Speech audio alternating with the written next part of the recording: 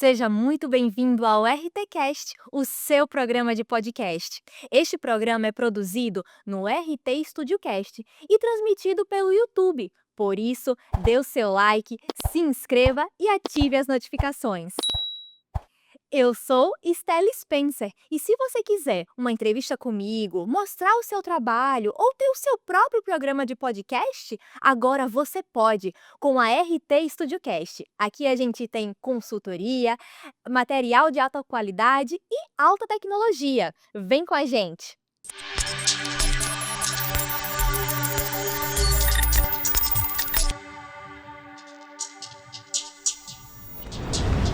E hoje eu estou com ela, que é doutora, cirurgiã de cabeça e pescoço, Ana Carolina Pasteri. Bem-vinda, doutora Ana. Bom, muito obrigada, Estela. Eu que agradeço o acolhimento, né, e poder vir falar um pouquinho sobre um tema tão relevante. O nosso programa será dividido em 3 blocos. O primeiro, uma entrevista. O segundo, perguntas do público. E o terceiro será um bate-bola. Podemos começar, doutora Ana? Vamos lá, Estela. Vamos lá. Primeiramente, a gente sabe que a sua jornada profissional não começou nem ontem nem hoje. Quem é a doutora Ana Carolina Pasteri? Então, primeiro, sou médica formada na UFAL, né, antes de ser cirurgiã. Então, sou formada no estado de Alagoas. Fiz a residência de cirurgia geral aqui também na UFAL, no Hospital Universitário, né, 2 anos de cirurgia geral. A especialidade de cirurgia de cabeça e pescoço, eu tive que ir para fora. Eu fui para o Rio, para o Instituto Nacional do Câncer, onde eu passei mais 3 anos, e aí depois eu regressei para Maceió. Em Maceió, voltei para trabalhar também na UFAL, então é meio que minha casa, né. E aí a gente lida diariamente dentro do hospital com vários âmbitos, desde residente, estudante, médicos, cirurgiões recém-formados, então é um local onde eu consigo desenvolver muito do que eu gosto. Além disso, eu tenho mestrado em ensino superior de saúde, então adoro fazer treinamentos com médicos, com estudantes, com residentes. Tenho especialização também na mesma área, né, e os 20 milhões de cursos que a gente faz durante a vida para aperfeiçoar a especialidade de cirurgia de cabeça e pescoço.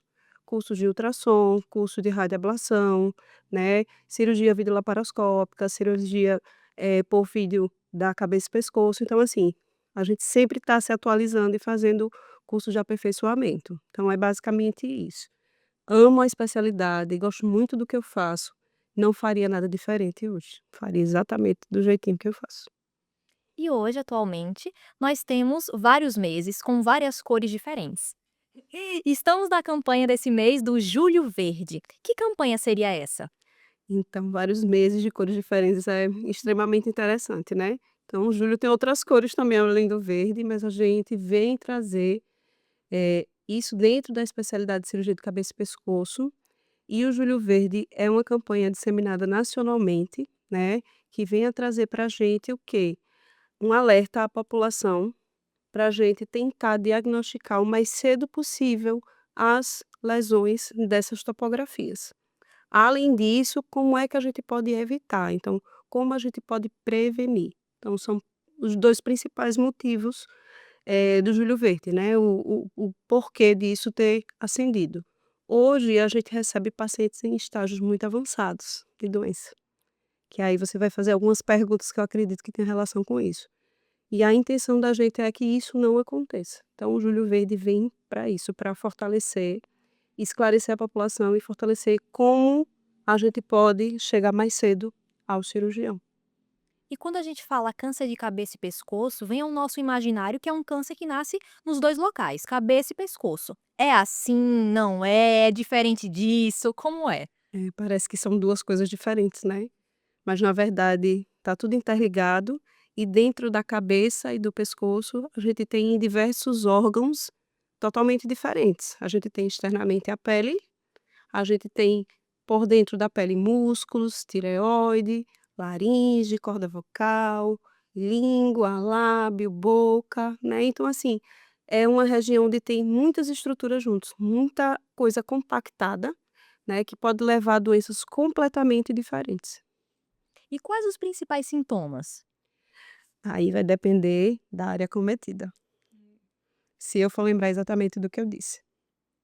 Se eu tiver externamente uma ferida, uma lesão na pele, né, então o sinal e o sintoma é essa ferida, essa lesão, sangramento, dor, crescimento. Se eu tiver dentro da cavidade oral, né, dentes amolecidos, lesões dolorosas, sangramento, isso já é outro sintoma. Garganta, né, cordas vocais, alteração de voz, rouquidão, falta de ar, dificuldade para engolir, perda de peso. Então, os sintomas são muito floridos e, na verdade, um sintoma só não vai dar aquele alerta. Na verdade, quando a gente junta alguns sinais e sintomas, a gente vai tentar construir um quebra-cabeça para poder tentar chegar ao diagnóstico. Então, são vários sinais de alerta. Tem tratamento? E se sim, qual? A maioria das patologias tem tratamento, principalmente se chegam cedo. Então, quanto mais inicial o tumor, mais fácil da gente resolver. E a pessoa pode atingir a cura? Sim, principalmente quando nos estágios iniciais, né. Então eu posso ter doentes também com doenças em estágio avançado que tenham remissão completa, que é assim que a gente chama a cura do paciente. Pode acontecer dele voltar? Depois do tratamento, dito paciente curado, né, em remissão, a gente vai continuar em acompanhamento, né. Esses pacientes terminam vindo a cada 6, 7 meses. Com o passar dos anos, a gente vai espaçando mais as consultas. E aí, nesse início, a gente fica mais perto, porque a chance do tumor voltar existe. E quando mais cedo a gente detectar essa regressão, esse retorno de doença, essa recidiva, melhor para a gente tentar erradicar novamente. Existe um perfil de paciente, um perfil de população que se integra mais como os principais riscos? Então, a depender do sítio, do local da doença, a gente vai ter uma população diferente acometida. Trabalhadores rurais expostos ao sol, câncer de pele, né. Pacientes que fumam e bebem muito, câncer de garganta, câncer de faringe. Pessoas que praticam sexo oral sem preservativos e não vacinados para HPV, câncer de garganta também, né. A história familiar, pacientes com história familiar muito forte de algumas doenças específicas, terminam tendo também uma chance mais aumentada de desenvolver. E quais os exames que podem ser feitos ou testes para diagnosticar? Então, um autoexame é o primeiro que tem que ser feito. Então, a gente tem que sempre estar de olho na boca, nos dentes, né, na pele. Mas, além disso, né, ultrassom de rotina, consulta médica de rotina, a ida ao dentista para tentar fazer, as consultas de prevenção, né, que podem ajudar a detectar precocemente. Se tiver alguma coisa, por exemplo, na garganta, incomodando, ir ao otorrino, fazer o exame de laringoscopia. Então, o exame também vai ser totalmente direcionado para a suspeita diagnóstica. E o que a gente pode fazer para prevenir o câncer de cabeça e pescoço? Então, mudança de hábito de vida é a principal coisa que a gente chama a atenção. Como assim, Ana? Além das consultas, dos exames, né? Eu posso melhorar minha alimentação, restringir enlatados e embutidos, ingerir mais alimentos com fibra, coisas mais naturais. Eu posso deixar de fumar e de beber. Higiene oral também, higiene dentária é importante, né? As próteses dentárias mal adaptadas, tem gente que passa 15, 20 anos com próteses que estão lá machucando, que é outro fator de risco muito importante e forte na nossa população. Eh, e aí outras coisas, protetor solar, né, a restrição do uso do sol em horários de pico. Então, assim, são muitas medidas, mas que de forma geral termina caindo como se fosse mudança de hábito de vida. Então, adquirir uma vida um pouco mais saudável dentro do possível, sempre vai ter um benefício. Você percebe que é uma grande porcentagem desse câncer na população ou é algo assim mais difícil de encontrar, mais raro? Se a gente for observar no dia a dia, nas consultas de rotina, e também levantar as estatísticas do Instituto Nacional do Câncer do INCA, o que é que a gente vê, né? A gente vê que não é o primeiro no ranking, mas vai ser o segundo, o terceiro, a depender da diferença por sexo, homem e mulher. E ainda tem a diferença entre homem e mulher do tipo de apresentação. Então, o homem vai estar entre o segundo e o terceiro de garganta, e a mulher, por exemplo, de tireoide. Câncer de pele também é um dos mais incidentes. Então, a quantidade de pessoas acometidas é grande, é pouco difundido, né? A gente sempre escuta sobre mama e próstata, sempre, mas é uma coisa que a gente tem que chamar a atenção, que é uma incidência grande e que existe cada dia mais um aumento no número de casos, que é isso que a gente quer fazer, tentar reduzir o máximo possível. E agora nós vamos para um recadinho. Se você sempre sonhou em ter seu próprio podcast, chegou a hora de tornar isso realidade. No RT Studio Cast, oferecemos um ambiente profissional, com estrutura completa para gravação, edição e transmissão do seu conteúdo com a melhor qualidade de áudio e vídeo. Estúdio totalmente equipado, gravação e edição profissional, transmissões ao vivo, suporte técnico especializado. Dê vida ao seu projeto. Agende agora mesmo e leve seu conteúdo para o próximo nível. Entre em contato e faça parte do universo do podcast com qualidade.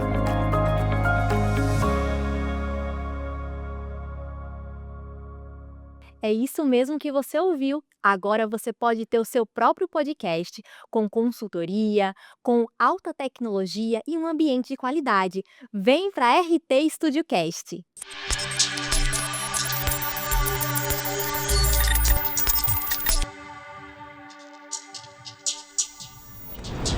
Estamos conversando com a doutora Ana Carolina Pasteri. Doutora, quem quiser conhecer mais sobre você, ser atendido ou conhecer mais sobre o seu trabalho, onde encontrar? Rede social hoje em dia é tudo, né? Então, eu hoje tenho Instagram, Ana Carolina Pacheli, tudo juntinho, né? Onde vocês podem ver um pouquinho mais sobre as patologias de cabeça e pescoço, ver um pouquinho de como é a rotina do cirurgião, como são os atos cirúrgicos. Lá a gente tem tudo isso. Consultas, lá também tem um link de agendamento da consulta do meu consultório particular, né? E além disso, eu atendo em alguns hospitais da rede pública e da rede privada. E agora vamos para o segundo momento da nossa entrevista, que são as perguntas do público. Se você quiser também que a sua pergunta apareça aqui, vai lá no nosso Instagram, @RTStudioCast. E aí, doutora, podemos começar? Podemos, claro, Estela. Vamos lá. O Felipe Soares pergunta: pós-cirurgia, o paciente continua a sua vida normal ou fica com sequelas? Então, primeiro a gente tem que entender qual foi a cirurgia executada. Então, tirar uma lesão de pele pequena, com 2, 3 dias, o paciente volta a uma vida normal. Retirar uma tireoide, né, a gente libera o paciente com 10, 15 dias para o retorno da sua vida normal, então é um tempo maior, entendendo que vão ter detalhes específicos da cirurgia que a gente tem que compensar ao longo das semanas e dos meses. Retiradas de tumores muito grandes, Estela, câncer de boca, câncer de lábio, né, garganta, então já demanda mais tempo de retorno à sociedade e ao seu trabalho. E existem aqueles pacientes que a gente sempre espera que sejam exceção, que não conseguem voltar, que vão ter todo o auxílio dentro do possível para serem reabilitados, mas uma parcela pequena às vezes não consegue voltar pelo tamanho do tumor, né, pela morbidade da cirurgia feita. Lesões de nervo, né, invasão do tumor de algumas estruturas nobres, às vezes é um pouquinho limitante para esse retorno. E uma curiosidade minha também, o pós-cirúrgico, dependendo do pós-cirúrgico, ele pode precisar de fisioterapia, fonoaudiologia? Perfeito. Então, a depender do que a gente faz, sim. Então, se eu fizer uma cirurgia no pescoço envolvendo um músculo, que a gente chama de esternocleidomastoide, a maioria dos pacientes vai demandar de fisioterapia, 10, 20, 30 sessões para melhorar a função daquele músculo. Se eu fizer uma cirurgia de tireoide com alteração de voz, alguns pacientes precisam de fonoterapia, né? Cirurgias na parótida, na face, que faz a mímica facial. Muitas vezes a gente também precisa reabilitar alguns desses nervos com fono ou com físio.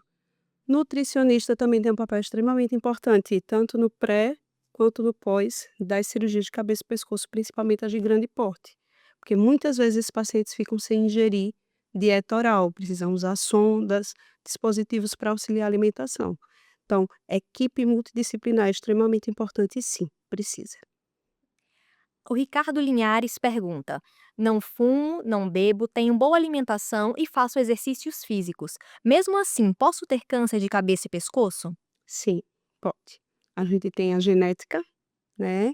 Tem por exemplo, no câncer de pele, a exposição solar, que por mais que a gente use o protetor solar e os métodos de barreira, a gente entende que podem acontecer. E ter um estilo de vida saudável, ele reduz a incidência, mas não erradica completamente a chance da gente desenvolver. Lara Lima pergunta: tem algum sintoma que em casa podemos ver ou sentir e procurar um especialista? Existe, né, a história do autoexame, quando eu noto alguma coisa diferente em mim, eu noto um carocinho no pescoço que não estava ali, aí vai me chamar a atenção. Aquele carocinho passou 10, 15 dias, que a gente chama de linfonodos. Não melhorou, eu tenho que procurar pelo menos um clínico, começar a investigar. Rouquidão, sou tabagista, fumo muito, há 40 anos. E do dia para a noite eu comecei a ficar mais rouco. Minha rouquidão vem piorando, 2, 3 semanas. Eu vou procurar um otorrino para fazer o exame da garganta. Então, existem sintomas que vão ser direcionados para lesões específicas, né? Mas que é importante a gente lembrar sempre, Estela.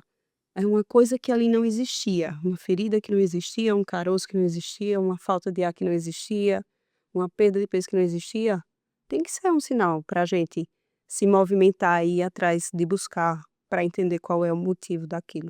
Isso daí não pode passar desapercebido, a gente não pode fingir que não estava ali. E isso daí, às vezes, leva a gente a dar um diagnóstico mais cedo, né? Por isso que a gente reforça tanto da ida atrás ao médico.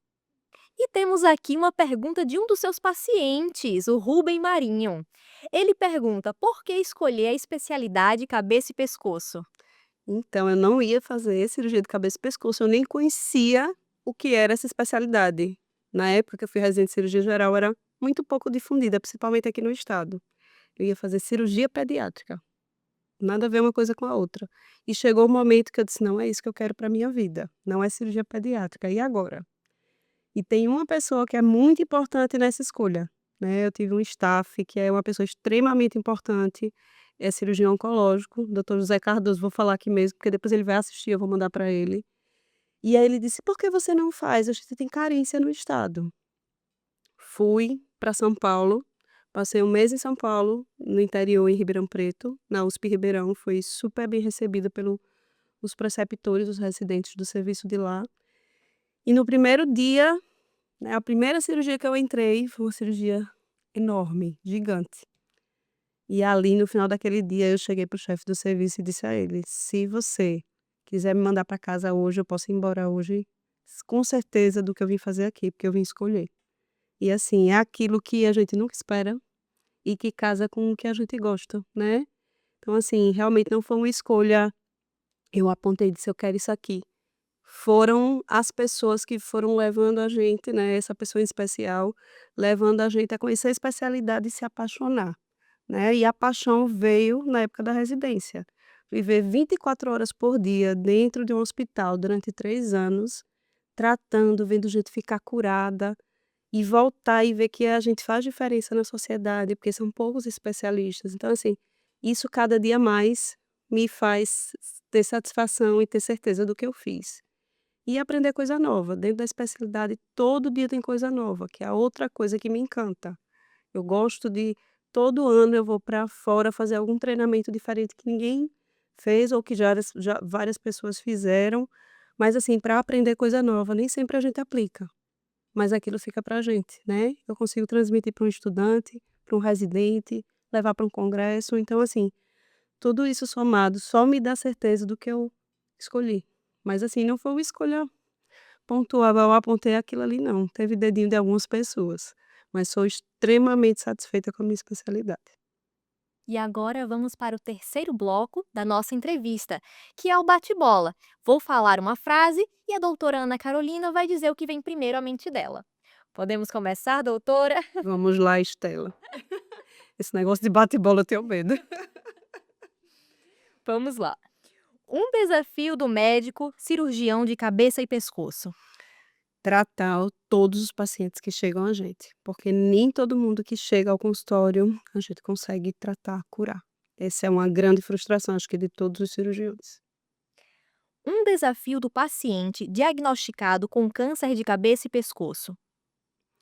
Lidar com todas as situações, desde o diagnóstico, né, entender o que está acontecendo, lidar com as dificuldades do tratamento, que também não é fácil, né. Tem tratamentos mais simples, mas tem tratamentos extremamente complexos, né. E entender o que vem depois disso, a cura, não cura. Então, assim, eu acho que desde o diagnóstico até o final do tratamento, o acompanhamento, isso daí para o paciente é uma grande dificuldade, não é fácil não. A gente dá muito apoio, então a gente meio que atua como psicólogo desses pacientes. A maioria chega ao consultório ansioso, né, e sem entender o que está acontecendo. Às vezes fecha o diagnóstico com a gente é que comunica, né, a notícia, que também não é fácil, e a gente tem que estar junto para dar todo o suporte e a orientação. Então, para o paciente, o caminho às vezes não é fácil. Então, essa eu acho que é a parte difícil, é o caminho desde o início, do início até o final do tratamento. Uma meta do Júlio Verde. Ai, meu Deus, que ninguém tivesse câncer de cabeça e pescoço, mas a gente entende que isso não é possível, né? A gente tem um país muito diferente, muito segregado, com população com acesso a coisas diferentes. Hoje eu tenho pacientes que conseguem comer bem, escovar o dente bem, e o dentista uma vez por mês, por exemplo. E tenho pacientes que não conseguem nem comprar o remédio, nem comer. Então, assim, com o pezinho no chão, na realidade, seria realmente que os pacientes chegassem mais cedo, seria mais fácil de resolver. Então, diagnóstico inicial. Eu acho que a meta do Júlio Verde para mim é esse. Uma característica admirável da medicina que trata cabeça e pescoço. Eu acho que tem várias, né, mas é a garra que a gente tem que ter de estar ali junto com o paciente. A maioria dos cirurgiões de cabeça e pescoço, eles se condoem junto com o paciente, né, e a gente entende que não é fácil, então é mostrar que a gente está ali junto deles para o que deve é, seja para cirurgia, seja para o momento que a gente precisa fazer um procedimento de urgência, por exemplo, uma traqueostomia, precisei fazer uma traqueostomia segunda-feira de urgência, num dos hospitais, uma paciente que a gente já estava acompanhando. Então, assim, é mostrar que a gente está ali junto. Então, é a garra de estar junto, né? O desejo que o paciente fique bem, ajudar sempre que precisa. Muito obrigada, doutora Ana.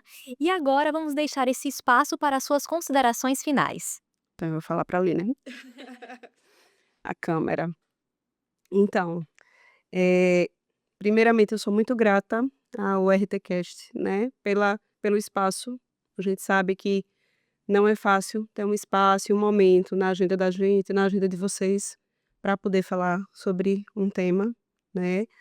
O tema do Júlio Verde é um tema que a gente vem batendo, tem muitos anos que eu tento fazer, é um trabalho de formiguinha, assim como outros colegas do estado. E esse ano a Sociedade Brasileira de Cirurgia de Cabeça e Pescoço, ela trouxe de forma muito mais intensa dentro do país esse movimento, que é bonito. Para a população, né, que eu acho que é onde a gente quer tocar, né, é mostrar que é importante se cuidar, é mostrar que é importante, sempre que a gente notar alguma coisa estranha, ir em busca.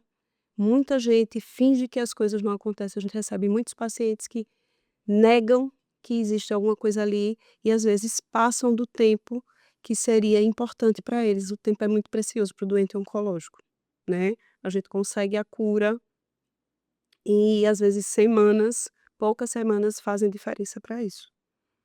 Então assim, trazer para junto da gente os pacientes que precisam, né, porque nem todo mundo precisa, às vezes precisa de outro especialista, mas assim, mostrar que a gente está aqui para esclarecer, né, tirar dúvidas sempre que possível e que a população ela realmente se mobilize para melhorar esses índices que a gente tem no país, né, porque a parcela da população, além da parcela dos médicos, é muito importante e eu acho que tem um peso maior dentro da sociedade.